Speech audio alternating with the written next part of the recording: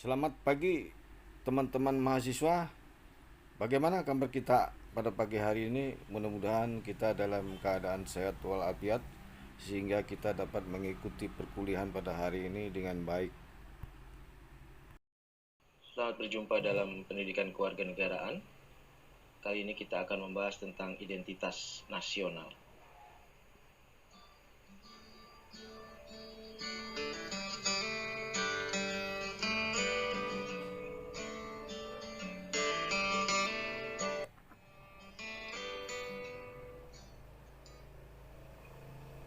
Mahatma Gandhi, seorang pemimpin India, dalam teori Seven Deadly Sins-nya mengemukakan tanda-tanda suatu negara yang akan mati, yaitu adalah apabila telah tumbuh berkembang budaya, nilai-nilai, dan perilaku seperti berikut ini. Kekayaan tanpa bekerja, kesenangan tanpa hati nurani, pengetahuan tanpa karakter, bisnis tanpa moralitas, ilmu tanpa kemanusiaan, agama tanpa pengorbanan, dan politik tanpa prinsip. Coba Anda terapkan ini dalam kasus Indonesia. Apakah ini sudah terlihat dalam kehidupan bernegara di Indonesia? Politik yang tanpa prinsip, agama yang tanpa pengorbanan, ilmu yang tanpa kemanusiaan, bisnis yang dilakukan secara membabi buta dan tidak memperhatikan etika dan moralitas, kemudian pengetahuan yang tanpa karakter gitu, pengetahuan yang hanya kognitif saja tetapi kemudian tidak membentuk sifat dan karakter seseorang, kemudian kesenangan yang tanpa hati nurani, misalnya kesenangan di atas penderitaan orang lain, kemudian juga banyak orang yang mendapatkan kekayaan tanpa bekerja. Maka jika tanda-tanda itu telah ada, maka kalau menurut Mahatma Gandhi, negara tersebut akan mati.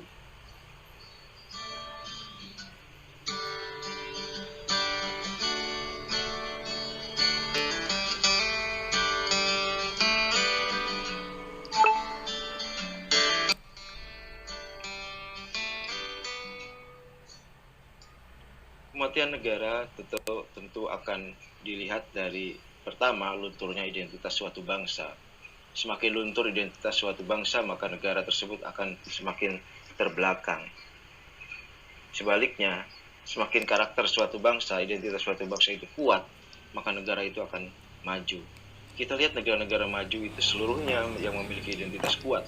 Contoh Korea, Jepang, negara-negara di Eropa, semuanya memiliki identitas yang kuat. Nah, identitas atau kepribadian bangsa Indonesia yang selama ini dikenal sebagai bangsa yang halus budinya, sopan dalam sikapnya, santun dalam tindaknya, bertoleransi, memiliki solidaritas sosial yang peka, dan nasionalisme yang tinggi, lambat laun pudar dikikis oleh globalisasi. Kita merasakan hal itu sekarang ini. Saat ini manusia Indonesia cenderung kurang tulus, setiap jasa atau jabatan selalu diukur dengan materi, suka menggunakan kedok berbeda antara perkataan dan perbuatan, tidak bisa memegang janji dan menghindari tanggung jawab. Sangat memprihatinkan melihat kondisi seperti ini.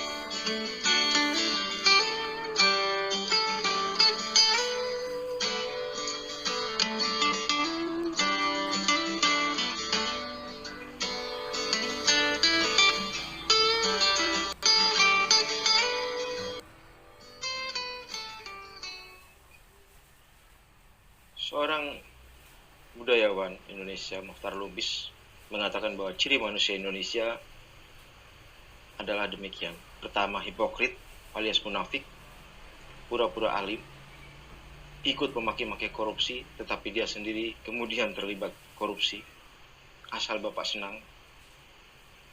Yang kedua, segan dan enggan bertanggung jawab atas perbuatannya. selalu mengatakan bukan saya, adalah selalu dikatakan ketika melakukan kesalahan tertentu. Kemudian yang ketiga, berjiwa feodal. Yang keempat, percaya sama tahayul. Kita lihat misalnya menjelang pemilu, pilkada, itu dukun rame dikunjungi. Kemudian di kehidupan sehari-hari banyak menggunakan ajimat-ajimat. Itu terlihat bahwa bangsa Indonesia memang percaya tahayul. Kemudian yang kelima, artistik. Hidup lebih banyak dengan naluri, dengan perasaan. Ya, ini bisa positif, bisa negatif. Kemudian yang keenam, watak yang lemah. Akibat dari watak yang lemah ini adalah banyak terjadinya gejala pelacuran intelektual. Yang ketujuh, boros, tidak hemat. Kita lihat berbagai pusat perbelanjaan begitu ramai, ya, tempat-tempat ngopi begitu ramai. Itu tanda bahwa bangsa ini tidak hemat. Yang kedelapan, tukang menggerutu di belakang. Kalau di depan, ya, tetapi begitu di belakang dia menggerutu. Kesembilan, cepat cemburu dan dengki terhadap orang lain yang dilihatnya lebih dari dia. Itu SMS ya, senang melihat orang lain susah, susah melihat orang lain. Kemudian ke-10, manusia Indonesia kata Muhtar Lubis adalah manusia yang sok. Kalau berkuasa dia mabuk kuasa, kalau kaya dia mabuk harta. Yang ke-11, tukang tiru. Nah, tukang tiru ini bisa positif, bisa negatif. Kemudian yang ke-12 adalah tidak atau kurang peduli dengan nasib orang. Dia santai saja melihat orang lain menderita.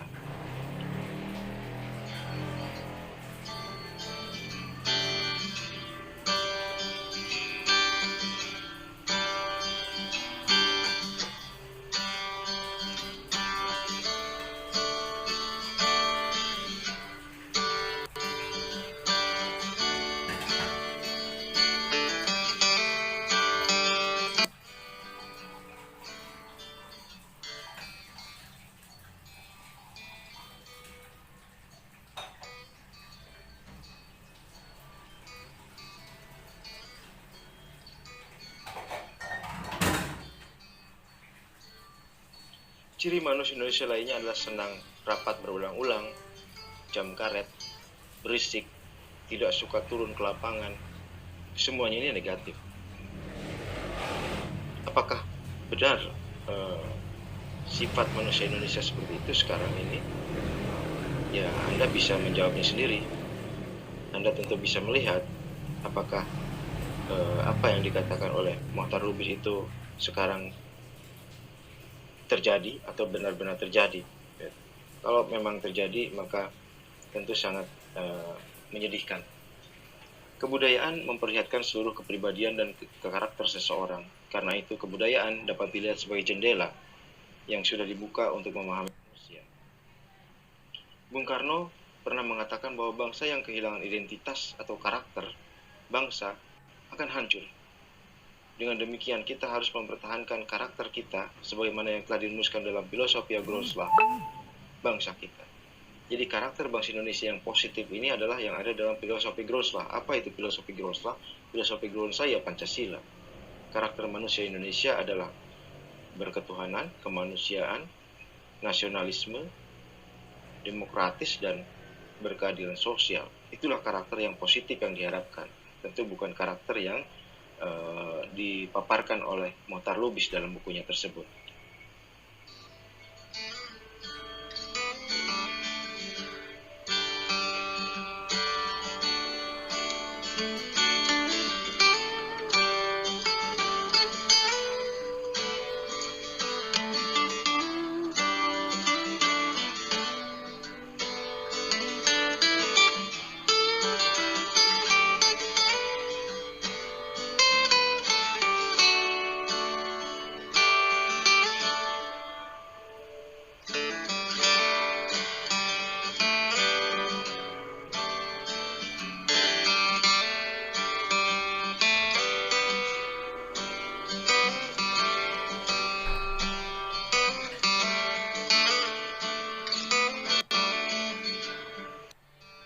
Apa yang disebut identitas dan identitas nasional? Menurut Sumarno Sudarsono, Identitas nasional tampil dalam 3 fungsi, yaitu sebagai penanda eksistensi, sebagai pencerminan kondisi bangsa pada umumnya berkondisi ketahanan bangsa dan pada khususnya, sebagai pembeda dari bangsa lain. Jadi identitas nasional itu adalah pembeda. Identitas nasional itu adalah pembeda yang merupakan penanda eksistensi suatu bangsa. Gitu. Disiplin misalnya, itu identitas bangsa Jerman, katakanlah seperti itu. Nah, itu adalah pembeda dan kemudian penanda. Apakah identitas bangsa Indonesia? Silakan Anda jawab sendiri. Karakter tidak datang dengan sendirinya, melainkan dibentuk dan dibangun secara sadar. Di karakter bangsa Indonesia, mau jadi seperti apa, itu memang harus dibentuk secara sadar, tidak dengan sendirinya. Nah, dalam menghadapi kekuatan-kekuatan luar, suatu bangsa harus dapat mempertahankan identitas nasionalnya. Identitas itu merupakan pengikat. Bagaimana Pancasila sebagai identitas bangsa itu menjadi pengikat, menjadi alat yang bisa mempersatukan. Itulah karakter, itulah identitas.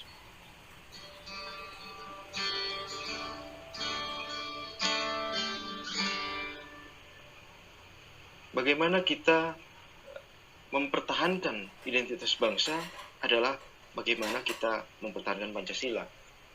Begitu Pancasila kita tinggalkan, maka dengan demikian identitas itu akan melemah dan akan masuk identitas lain, dan itu berbahaya bagi eksistensi bangsa. Oke, ada faktor-faktor lain yang mendukung kelahiran identitas nasional. Ada faktor geografis, ya, kepulauan ataukah daratan. Ada faktor ekologis, geografis terletak di mana, di Asia atau Australia, gitu ya. Alamnya seperti apa, kemudian manusianya, gitu. Kemudian ada faktor subjektif, ya, historis, sejarahnya bagaimana. Nah, identitas bangsa Indonesia adalah identitas dari bangsa yang pernah dijajah oleh Belanda. Itu salah satu faktor historis, ya, identitas. Kemudian sosial, politik, dan kebudayaan. Bagaimana identitas bangsa Indonesia dalam kebudayaan, misalnya kita tahu bahwa bangsa ini memiliki beragam kebudayaan, begitu kaya akan kebudayaan. Itulah identitas nasional kita.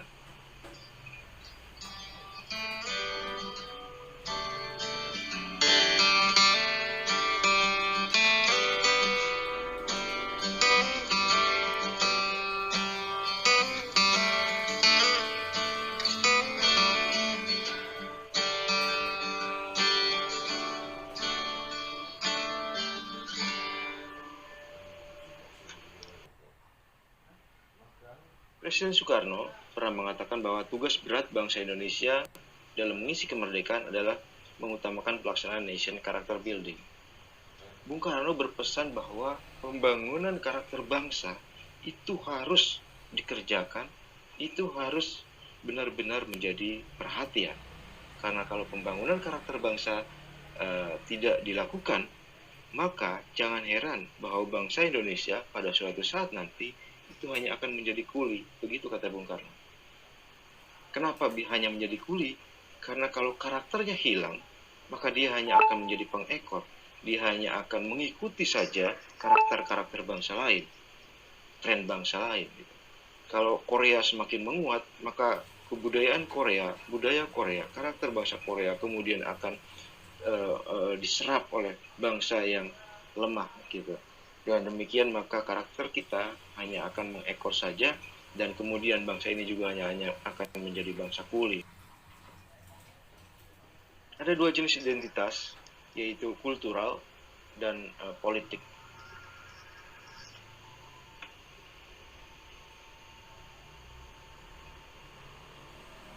Identitas kultural misalnya dari sisi budaya, bagaimana bangsa Indonesia dari sisi budaya.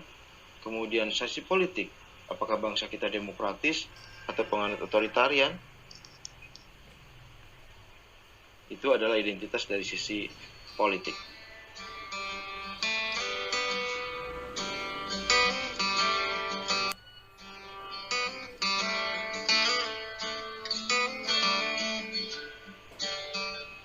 Bentuk identitas nasional itu banyak. Pertama dari sisi ideologi nasional. Kita tahu bahwa ideologi bangsa Indonesia adalah Pancasila. Pancasila juga selain ideologi nasional juga adalah falsafah hidup bangsa dan kemudian sumber dari segala sumber hukum, yaitu sebagai dasar hukum.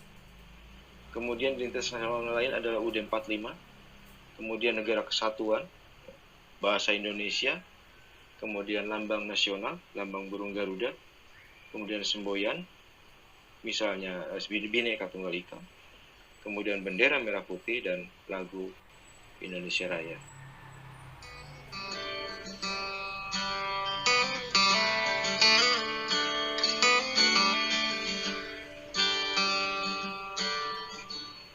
Ada 3 bidang identitas nasional.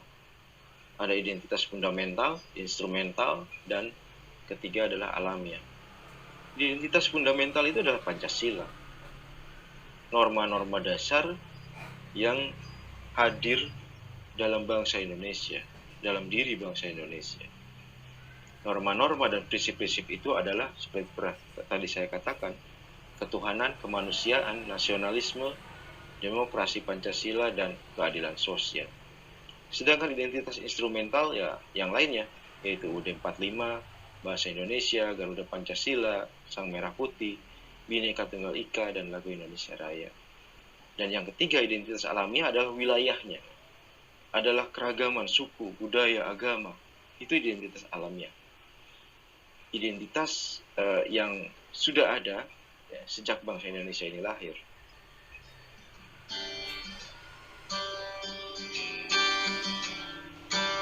Pancasila sebagai ideologi negara menjadi penentu tekad dalam memperkuat identitas bangsa. Di sini Pancasila merupakan pendorong bagi nation character building tadi itu. Bagaimana karakter bangsa itu dibangun adalah panduannya adalah Pancasila dengan 5 dasarnya itu. Atau kalau kata-kata Bung Karno, kalau 5 itu terlalu banyak maka bisa menjadi 3 sila, yaitu ketuhanan, sosio-nasionalisme, dan sosio-demokrasi. Sosio-nasionalisme dan sosiodemokrasi ada materi lain di video yang lain. Kemudian kata sastra prateja, Pancasila dapat menjadi dasar dalam membangun identitas nasional. Ada 5 unsur konstruksi dari identitas nasional, yaitu ingatan kolektif, unsur sejarah, bahasa, daerah, dan nilai. Nah, kesadaran terhadap identitas nasional pada dasarnya merupakan keyakinan akan nilai-nilai yang terdapat di dalam diri manusia tentang identitas bangsanya yang pernah ada, yang ada, dan yang akan ada. Jadi, identitas nasional pada dasarnya adalah keyakinan, ya, merupakan keyakinan akan nilai-nilai. Gangguan terhadap integrasi nasional kita pernah mengalami separatisme misalnya di beberapa daerah, di Aceh, di Papua, ya. Kemudian ada konflik vertikal dan horizontal. Ya, bangsa ini pernah mengalami konflik di Ambon, di Poso, ya, dan di tempat lain di Sambas, gitu ya. Tetapi karena kita punya Pancasila yang adalah akarnya ada di dalam kearifan lokal setempat, maka berbagai konflik itu bisa selesai. Kita ingat misalnya di Ambon ada Pela Gandong, kemudian di Poso itu ada Sintuwu Maroso. Itulah contoh-contoh kearifan lokal di mana kearifan lokal tersebut bisa menghentikan konflik yang terjadi dan kemudian semua elemen kembali dapat hidup dengan lebih harmoni.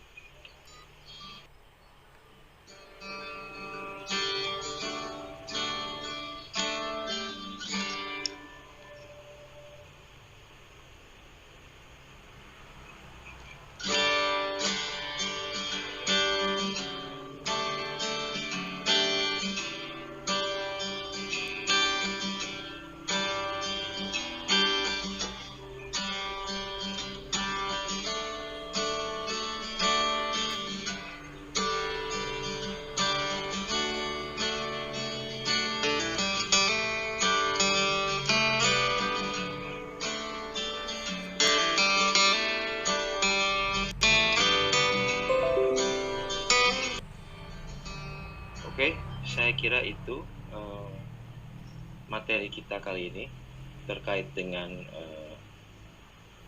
kewarganegaraan